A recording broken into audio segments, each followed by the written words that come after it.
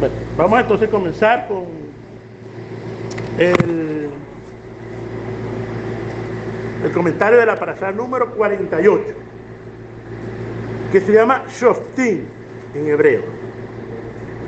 Y Shoftim significa juez. Ahora, la pregunta es, ¿qué está detrás de la palabra juez? ¿Qué está detrás de la palabra en español juez? Ya sabemos ya que la Biblia no fue escrita en español. Nosotros la tenemos en nuestras traducciones, muy buenas, en algunas particulares, otras la traducción no es tan buena, pero bueno. Ahora, la palabra que está es la palabra shofet. Shofet significa juez. Porque shoftim significa juez en plural. Ahora, esta palabra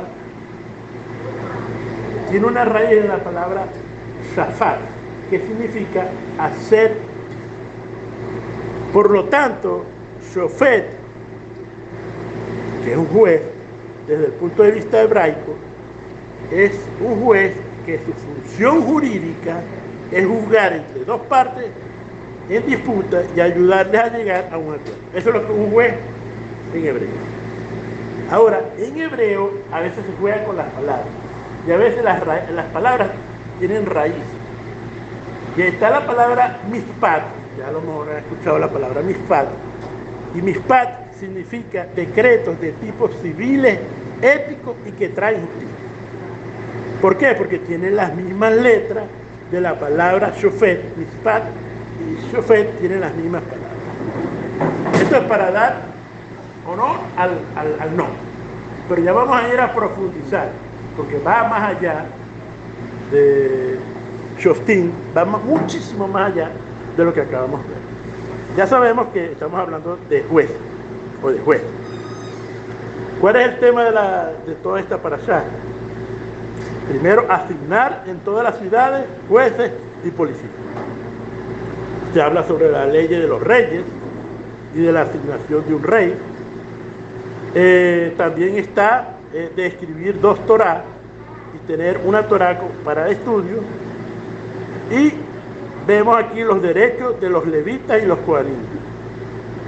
Habla sobre las prácticas de idolatría de los hijos por Moloch, hechicería, adivinación, magia, encantamiento, las cuales están prohibidas para todos los hijos de Israel. Habla sobre las ciudades de refugio para los homicidios y al final dice que 2 o 3 testigos son necesarios para hacer un. Finalmente habla sobre las leyes sobre las guerras. La parashá, ¿qué significado hay detrás de la palabra juez? Así que con el permiso del cielo, con el permiso de nuestro santo maestro Yeshua Mashiach, con el permiso de todos ustedes, vamos a hacer la oración por el estudio de la Torah. Bendito eres tú, eterno, sobre nuestro creador de los cielos y la tierra. Te bendecimos y te damos gracias por darnos el privilegio de estudiar tu Torah. Todo esto por los méritos de nuestro santo maestro Yeshua Mashiach. Amén. La parashá comienza diciendo: jueces y policías designarás para ti. En hebreo dice: Shoftim bes ostrim titeja leja. Los sabios dicen que titeja leja, el significado es para ti mismo. ¿Qué transmite la idea de que seas juez para ti mismo? Estamos ahorita en el mes de Elul, en el mes de la introspección. Tenemos un mes para prepararnos para las fiestas santas de Rosh Hodesh, Yom Kippur y Yom Teruah, obviamente, y Sukkot. Esas son las fiestas que nos tocan dentro de un mes. Pero la parashá nos está diciendo de la necesidad de juzgarnos nosotros primero. Porque las personas, nosotros generalmente juzgamos fácilmente a las demás personas, ¿verdad? Es facilito. Uno va y vos no sabéis lo que hizo. Ay, ¿viste lo que hizo hizo la mujer? Ahí se van. Uno juzga muy rápidamente las cosas. Pero para poder saber juzgar, primero te tienes que juzgar a ti mismo. Porque esto es lo que significa, con la vara que mida, porque vara viene de autoridad, de juzgar. Con la vara que mida será medida. Y fíjense lo importante de todo esto. Por eso es que nos dicen los sabios, por ejemplo, que seamos misericordiosos, que juzguemos siempre para bien. ¿Por qué juzgar para bien? Porque dentro de aproximadamente 28 días, 27 días, vendrá el día de Rosh Hashanah, el día del juicio, no del juicio final. Tienen que entender que todos los años, todos los seres humanos pasamos por el juicio celestial. ¿Ok? Y eso va a hacer que el día de Rosh Hashanah, que viene siendo por ahí como el 15 de septiembre aproximadamente, si falta un mes, entonces nosotros nos tenemos que preparar. Y la parashá nos está diciendo, con un mes de anticipación, prepárate. Y lo primero que te dice es, bueno, júzgate a ti mismo. ¿Sí? ¿Cómo es juzgarse a uno mismo? Vamos a decir, bueno, resulta, vamos a decir que es un adolescente. Dios mío, no estudié, no estoy estudiando, no le hago caso a los papás. Bueno, yo sé que aquí no pasa nada con eso, y aquí son muy obedientes, ¿no? Yo ahorita veo a mis nietas, ¿verdad? Y ahora es que uno tiene ahora el don de juzgar favorablemente. Porque son niños, pues. Tú tienes que juzgar a tu hijo favorablemente, con misericordia. ¿Sabe por qué? Para que en el día de Rosh Hashanah a ti también te juzguen ¿con qué? Con misericordia. Si tú no juzgas, si tú juzgas fuertemente, con la Torá en la mano, y esto es lo que dice la Torá, así se dice el Dios de los ejércitos, uno se pone así para juzgar al otro, ¿verdad? Pero cuando te toca a ti, uno es una, ¿cómo se dicen ahí? Las hermanitas de la caridad. Una hermanita de la caridad, etcétera, etcétera, etcétera. Entonces déjeme decirle que si llega Rosh Hashanah y tú a tu hijo, a tu esposo, lo has juzgado de manera incorrecta, y lo has juzgado que dice, porque todo el peso de la ley le tiene que caer a fulano de tal, porque me hizo esto. No. Yo no me atrevería a hacer eso. ¿Por qué? Porque como todos tenemos rabo de paja, ¿verdad? ¿Se está entendiendo bien la expresión? Entonces yo mejor juzgo favorablemente. ¿Para qué? Para cuando el tribunal celestial te saque a ti, como dice, ¿no? Toda la paja que tienes en el ojo, ¿verdad? O la viga que tienes en el ojo. Entonces, señores, todos los pecados que usted tiene pueden ser perdonados. ¿Por qué? Porque tú juzgaste favorablemente, juzgaste para ti y juzgaste a tu hermano de una manera de misericordia, de bondad. De eso es lo que se trata ahí. Mire, ¿sabe usted por qué usted está en una situación, si hay alguien que está en una situación dificultosa? Es porque usted tomó decisiones incorrectas y juzgó incorrectamente. La parashá nos está diciendo, hey, vamos a hacer esto, vamos a juzgar primero nosotros, porque cuando tú juzgas a ti, cuando tú eres lo objetivo, porque uno es como, no sé si algunos de ustedes han visto juega ajedrez. El ajedrez es un juego muy importante, tiene muchas reglas y tiene muchos movimientos. Pero cuando tú estás jugando, tú no ves de la misma manera que cuando estás de observador. Porque el observador está sin presión, no te importa si uno gana o uno pierde, y no tienes presión y te hace ver las cosas de tu manera. Entonces así es nosotros. Cuando nosotros entonces nos ponemos en el de observador con nosotros mismos, entonces nosotros vamos a poder saber qué está en nuestro corazón, porque lo importante es que tú sepas, porque no nos podemos engañar. Lo peor de llegar a Rosallana es pensar que no tenemos errores, que todo lo que yo... otra cosa, cuando le echas la culpa a los otros. Dios mío, usted no sabe lo que está haciendo. No le eche la culpa a los demás. Es usted. Señor, el Eterno nos dio libre albedrío. ¿Qué significa? Que tú tienes la capacidad de decidir independientemente de lo que sea. Y no hay juez espiritual de la maldad en las regiones celestes que se atreva, ¿verdad?, a hacerte pecar si tú no lo permites. ¿Ya? Sí, tú eres el responsable. Eres tú el responsable. No le eches la culpa al perro, al gato, por favor. Bueno, entonces, de esto estamos hablando. Esto se llama Torah en primera persona. Juzgarte a ti mismo es Torah en primera persona.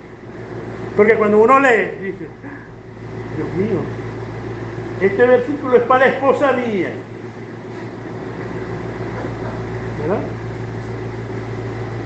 Está sujeta a vuestros maridos. Pero no dice por allá, no lee donde dice que las mujeres son un vaso frágil, que tenemos que cuidarlas. Eso no lo vemos. Vemos es que lo que nos conviene. Y las mujeres hay que tratarlas bien, porque si no las tratas bien, bueno, todos sabemos que ninguna mujer permite que un hombre la trate mal, en términos generales. Pero ese matrimonio no va a estar probablemente en los caminos de Hashem. Lo importante de todo esto, ¿verdad?, es que si hay alguien que te hizo algo en este periodo, perdona.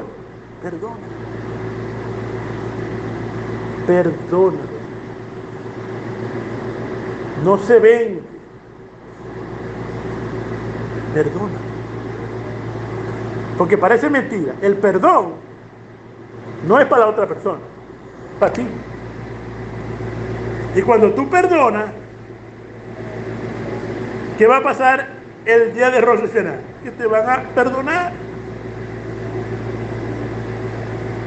Claro, habrá alguna mujer que diga, si lo perdono, si me perdono, me está perdonando, no, entonces yo no voy a aceptar el perdón, porque se tiene que quedar en el infierno.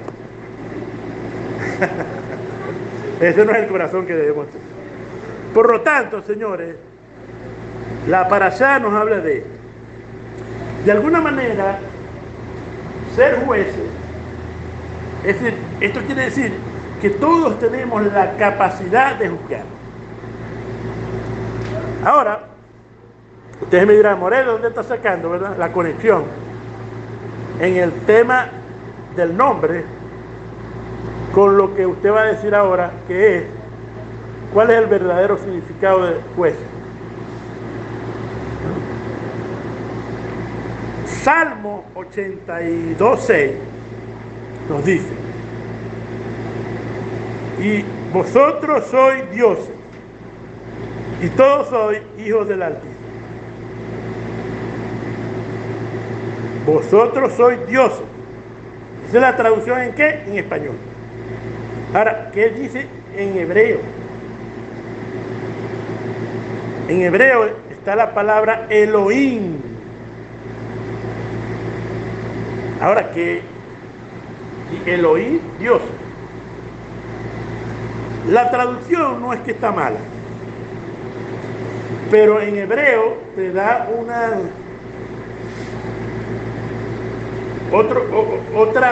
otras variables que te va a poder entender. Y a veces el mundo occidental, cuando agarra la Torá y ve estas palabras, entonces confunde todo por no conocer el contexto hebraico, el contexto histórico, el estudio de la semántico de las palabras. Ahora, cuando usted ve la palabra dioses, la mayoría de todos nosotros que venimos del cristianismo, del catolicismo, de cualquiera de las religiones, tiene que ver con Dios. Elohim generalmente se ha traducido 2600 veces como Dios. Ahora, Elohim no necesariamente tiene que significar Dios. Porque ¿de dónde apareció la palabra Dios? Ya sabemos que Jesús no pudo haber Jesús pudo haber dicho Dios. No lo dijo. ¿Por qué no lo dijo? Porque no existía la palabra. ¿Okay? Eso es lo que ustedes tienen que contextualizar. Ahora, la palabra Dios viene del griego Deus, que significa deidad, Dios. Y de algunos lingüistas viene de la palabra, se parece a la palabra Zeus. Ahora, ¿usted sabe quién es Zeus? Zeus en la mitología, lo puede buscar después en Google. Zeus es el hijo de Dios en la mitología griega. ¿Ok? Y de ahí es que viene la palabra Dios. Es decir, de alguna manera el término Dios en castellano no tiene ninguna connotación pagana, pero no expresa la profundidad y el alcance del término Elohim. De hecho, hoy vi en sus libritos de rezo, ¿no? Que dice, no dice Dios con eso, sino Dios.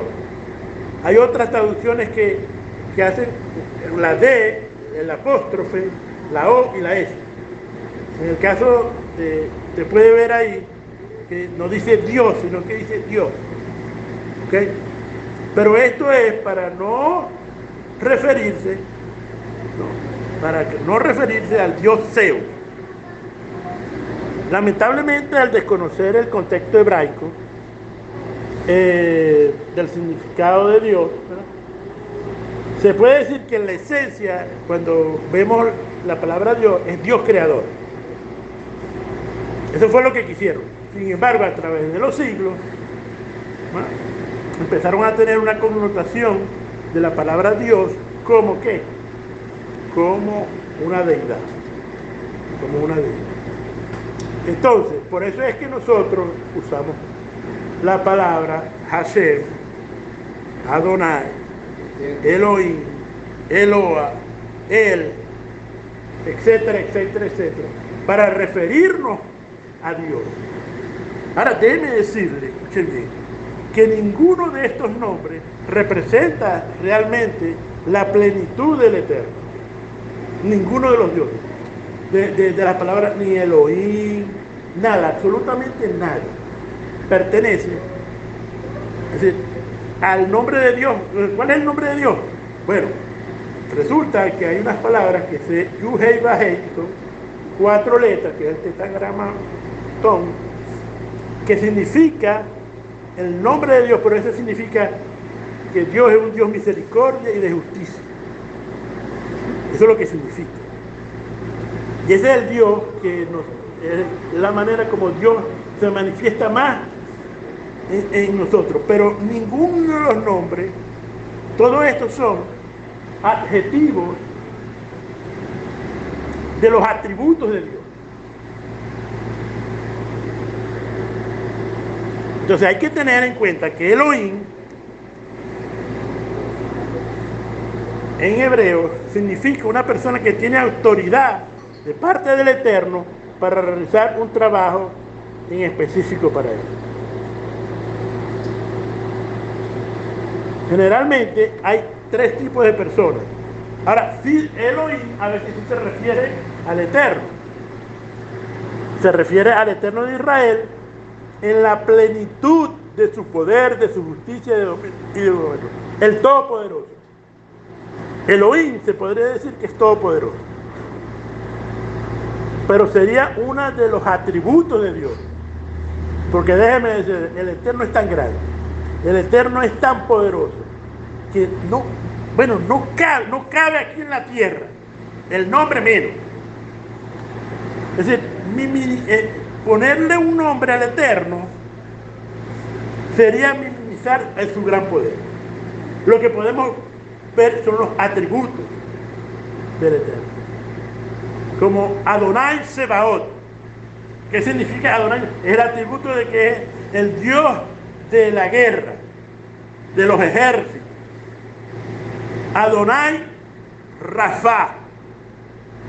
¿Usted quiere sanidad? Diga Adonai Rafa. Y el atributo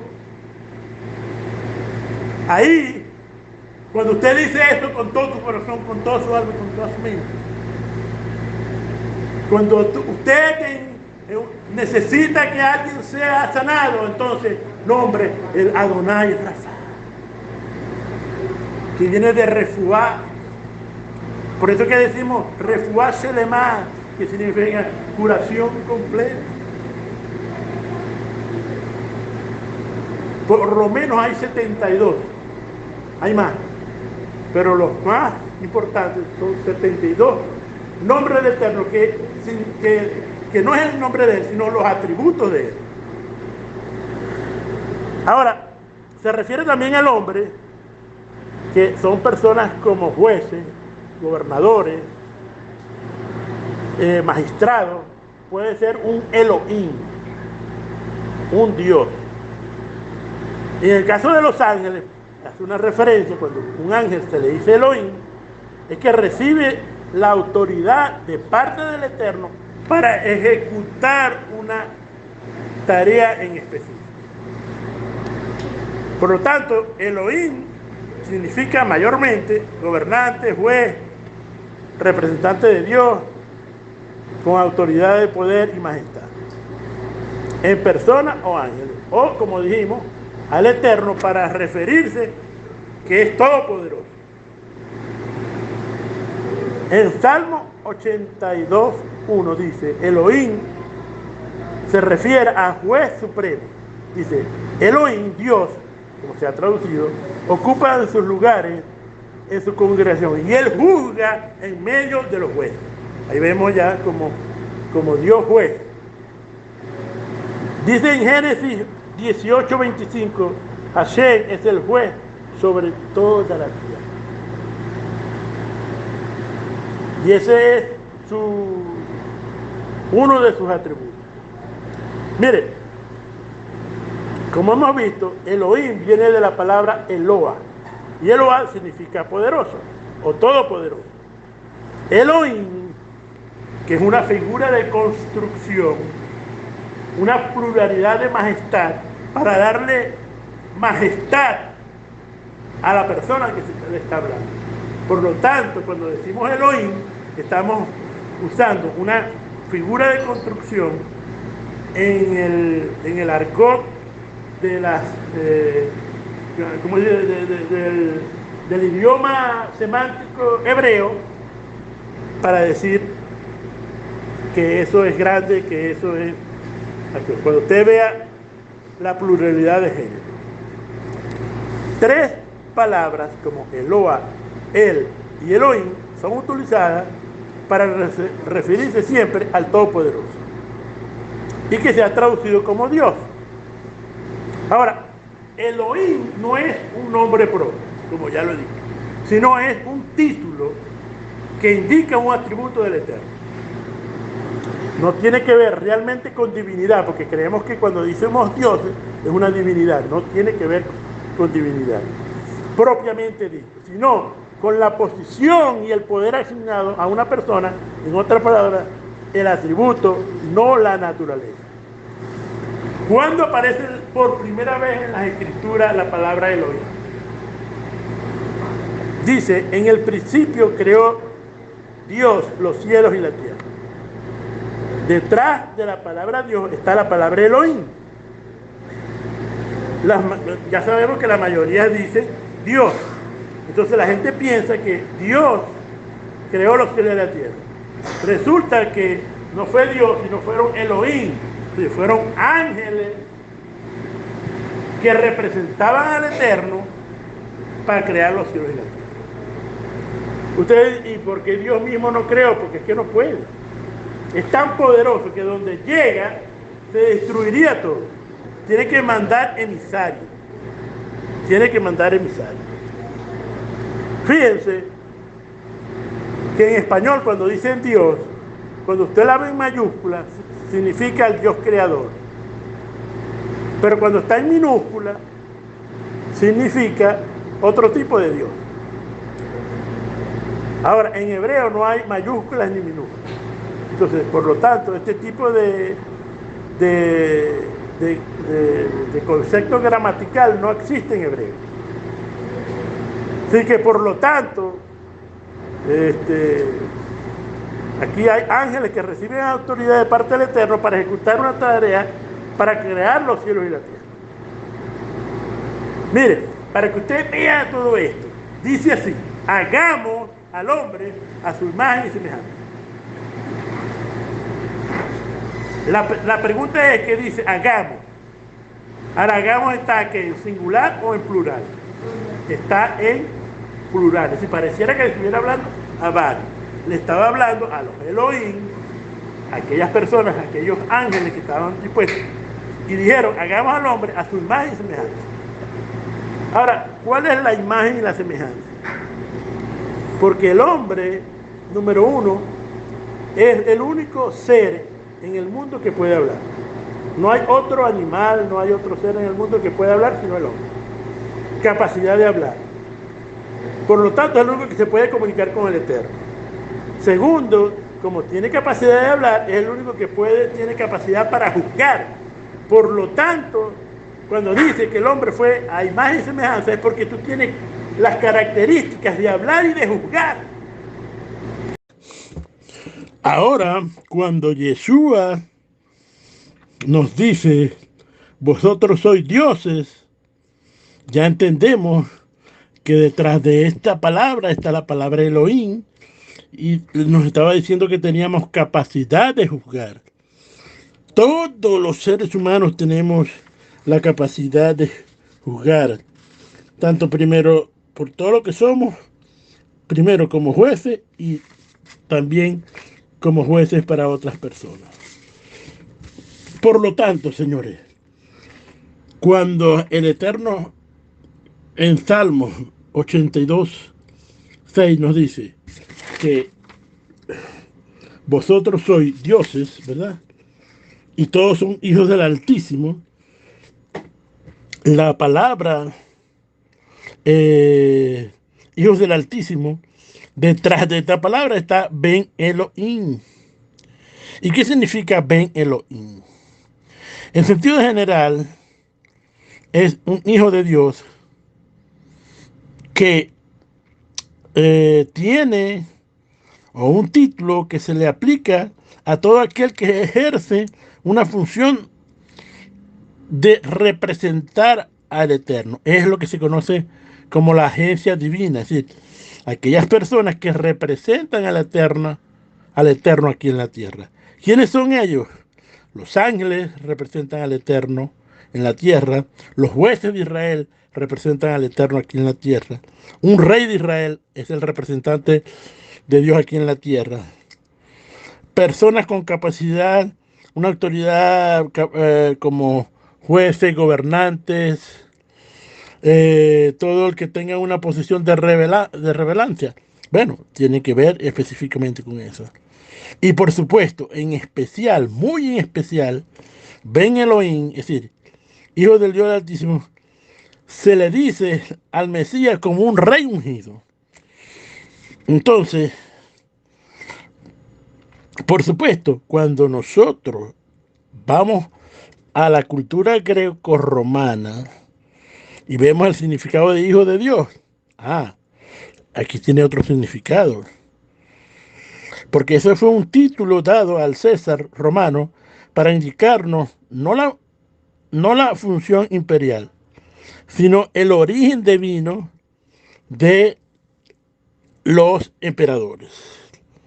El César se hacía pasar por hijo de una divinidad o hijo de Dios en sentido completamente diferente a lo que conocemos y lo que estamos estudiando hoy en el día de hoy bíblico. Desde el punto de vista del judaísmo, hijo de Dios no tiene que ver con el origen natural, sino con la función asignada a esa persona. Tiene que ver con su esencia, su cualidad, su carácter de la persona. Cada vez, señores, que usted vea en las escrituras hebreas, Ben Elohim o Hijo de Dios, asóciale con un representante, con jueces, con el rey de Israel y de una forma ideal al Mesías, rey y juez supremo de todos los pueblos. Vemos como en el Código Real, hijo de Dios y Mesías están unidos. En el caso de Yeshua, es un título de hijo de Dios, lo que lo conecta como heredero al trono de David, su padre.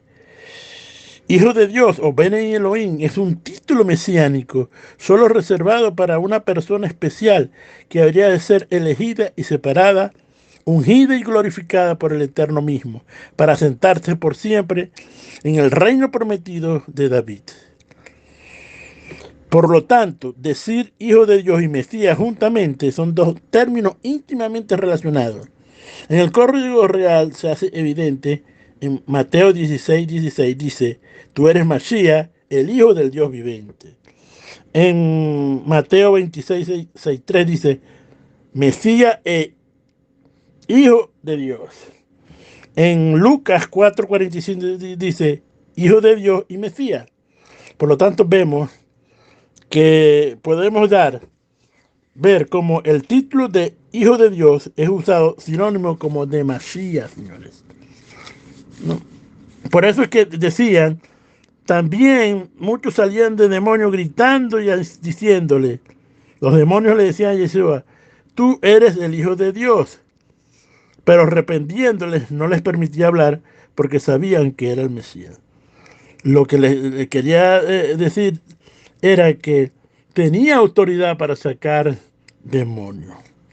En Juan 11:27 nos dice, ella le dijo, Señor, yo he creído que tú eres el Mesías, el Hijo de Dios. Ahí volvemos, Ben Elohim. Y podemos ver las dos figuras, los dos nombres juntos. En Juan 20:31 dice, porque está escrito, para que creáis que Yeshua es el Mesías, el Hijo de Dios, para que al que crea tenga vida en su nombre. Conclusiones, señores. Esta parashá nos enseña específicamente desde el concepto de su nombre, júzgate a ti mismo. Estamos en los días de Elul y el Eterno nos está diciendo por medio de la parashá, júzgate, haz una introspección de tu vida. ¿No? Debemos entonces juzgarnos a nosotros mismos. Debemos también siempre buscar la justicia de Hashem. Y uno de los fundamentos del Eterno, señores, es la justicia. La pregunta sería, ¿qué es hacer justicia? Para dar idea a esto debemos analizar el nombre, el atributo del Eterno que se llama Shofet Aharet. Él es el juez sobre toda la tierra. Y es interesante porque dice que el Eterno es el juez sobre toda la tierra. Y después el otro versículo dice, y juzgará al pueblo con juicio recto. Juzgará al pueblo con juicio recto. ¿Qué es juicio recto? La palabra que está en español como juicio recto es la palabra mispat sedaká. Entonces, la pregunta sería, ¿qué significa mispat sedaká? Mispat sedaká es hacer un juicio recto por medio de la bondad y el rigor. Salmo 111 nos indica que Dios es justo. Por lo tanto, todos cada una de todos sus juicios son de una manera justa, porque Él es justo. Y nosotros al juzgar también tenemos que juzgar con esta misma medida. Debemos juzgar a las personas con juicio justo, con un juicio recto, con bondad y misericordia, con un juicio donde equilibramos, ¿verdad? El concepto de qué? El concepto de el rigor de la Torá con la misericordia, señores. Si nosotros juzgamos las cosas por medio de la justicia y no le aplicamos misericordia, tendremos problemas. Miren lo que dice Jeremías para terminar. Jeremías 9:23. Así dice el Eterno. No se alabe el sabio en su sabiduría, ni se alabe el valiente en su valentía, ni se alabe el rico en su riqueza, más bien alábese en entenderme, en conocerme a mí, que yo soy el Dios verdadero, que hago bondad, juicio y justicia en la tierra, porque de estas cosas me agrado. ¿De qué se agrada el Eterno? De que cuando hacemos justicia, usamos la bondad, el juicio, la rectitud, el rigor y la justicia. Para poder tener justicia en la tierra, tenemos que usar la misericordia, señores. Sin misericordia jamás podremos encontrar justicia. Y miren lo que dice Yeshua sobre este concepto. En Mateo 23:23. Dice, lo más importante de la Torá es la justicia, la misericordia y la verdad. Cuando tú unes la justicia con la misericordia, entonces entra la verdad, entra la justicia. Equilibrar el rigor con la bondad tiene que ser por medio de la misericordia. Buscar la verdad de alguna manera tiene que ver con el estudio de la Torá. Y a la medida que tú seas un juez para ti primeramente y después para los demás, ¿no? Porque puedes juzgar, porque tienes capacidad de juzgar, debes de buscar siempre la verdad. Cuando las personas discuten, escuche bien esto que voy a decir, lo que quieren es la razón, lo que quieren que sean, que la gente vea que sabe, que la gente vea que él tuvo la razón y ganó. Pero el que tiene el equilibrio de la bondad, del rigor y la misericordia, lo que busca es la verdad. Cuando discute, los que discutimos, los que buscamos la Torá y buscamos la verdad, tenemos que tener esta acción de la misericordia y el rigor equilibrado. No solamente es estudiar la Torá, también es guardarla y cumplirla, señores. Al final de todo esto, hemos aprendido el concepto de Elohim, que viene siendo un juez, alguien con capacidad de que tiene no solamente de juzgar, sino de que tiene autoridad. Si tú quieres tener autoridad en tu vida, si tú quieres tener autoridad sobre tus hijos, tendrás que usar el principio de la justicia, la misericordia y la emunat. De ahí depende todo en esta vida. Señores, busca el equilibrio entre el rigor y la misericordia y obtendrás los beneficios de tener la autoridad de poder recibir bendiciones de parte del Eterno. Que el Eterno los bendiga, los proteja, que haga resplandecer el rostro delante de ustedes y les dé mucho shalom. Shabbat shalom a todos.